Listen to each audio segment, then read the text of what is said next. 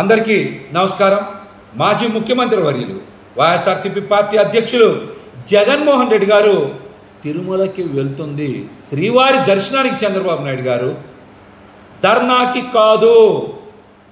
జగన్మోహన్ రెడ్డి గారు వెంకటేశ్వర స్వామిని దర్శనం చేసుకుంటే చంద్రబాబు నాయుడు గారికి వచ్చిన ఇబ్బంది ఏంటి? దీనికి మీరు సమాధానం చెప్పండి. గతంలో అనేక సందర్భాల్లో మీరు ఆలయాలకు వెళ్ళి దర్శనం చేసుకోలేదా?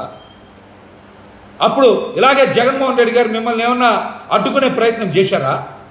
కానీ మీరు మాత్రం వెంకన్న స్వామిని అడ్డం పెట్టుకొని, తిరుమల తిరుపతి లాంటి పవిత్ర క్షేత్రాన్ని అడ్డం పెట్టుకొని రాజకీయాలు చేయడం తప్పు. జగన్మోహన్ రెడ్డి గారు శ్రీవారి దర్శనానికి వెళ్తూ ఉంటే మీరు కావాలని అడ్డంకులు సృష్టించాలని, అవాంతరాలు సృష్టించాలని ఈ రోజున సెక్షన్ 30 అమలు అంటూ ఉన్నారు.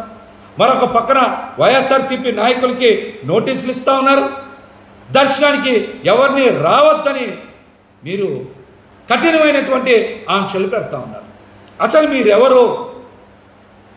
తిరుమల చుట్టుపక్కల ప్రాంతాల నుంచి స్వామివారిని దర్శనం చేసుకోవద్దని చెప్పడానికి మీరెవరు? అసలు మీ అనుమతి ఎవరికి కావాలి? రేపు శనివారం వెంకటేశ్వర స్వామికి ఇష్టమైన రోజు, భక్తులు పెద్ద సంఖ్యలో దర్శనానికి వస్తారు. మీరు దర్శనానికి రావద్దని చెప్పడానికి భక్తులకి మీరెవరు? అసలు అడ్డుకునే ప్రయత్నం చేయడానికి మీరెవరని చెప్పి నేను ఒక హిందూగా మిమ్మల్ని సూటిగా ప్రశ్నిస్తా ఉన్నా.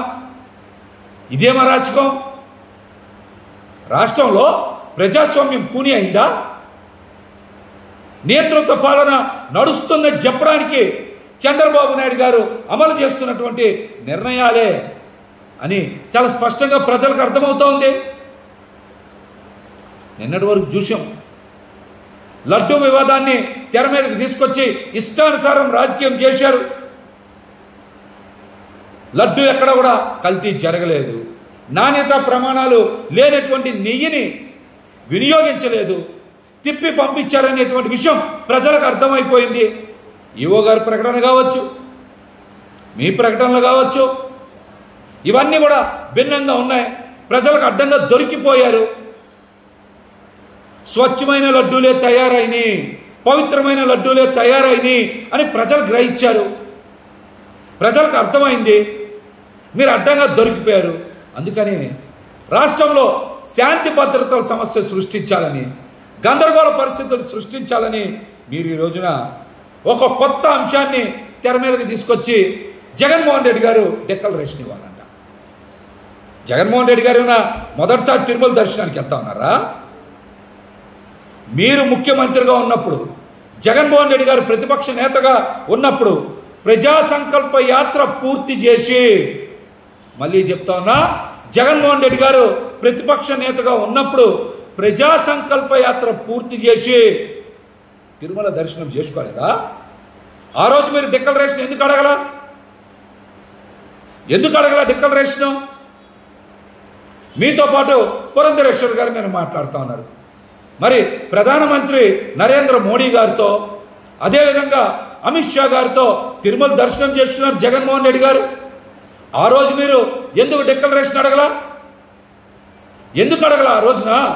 ఈరోజు కావాలని డిక్లరేషన్ అంశాన్ని ఏదో తెర మీదకి తీసుకొచ్చి దాన్ని రాజకీయ అస్త్రంగా మార్చి కులాల మధ్య, మతాల మధ్య విద్వేషాలు రెచ్చగొట్టే ప్రయత్నం కాదా ఇది? ఇవన్నీ చూస్తుంటే ఇది స్టేట్ స్పాన్సర్డ్ క్రైమ్ లాగే అనిపిస్తుంది. మాకైతే స్టేట్ స్పాన్సర్డ్ క్రైమ్ లాగే అనిపిస్తూ ఉంది. చంద్రబాబు నాయుడు గారికి ఒకటే విజ్ఞప్తి చేస్తూ ఉన్నా, తప్పు మీద తప్పు చేస్తూ ఉన్నారు. హిందువుల మనోభావాలతో, వెంకన్న స్వామి ఆలయ ప్రతిష్టతో ఆటలాడద్దు. ఇది మంచిది కాదు.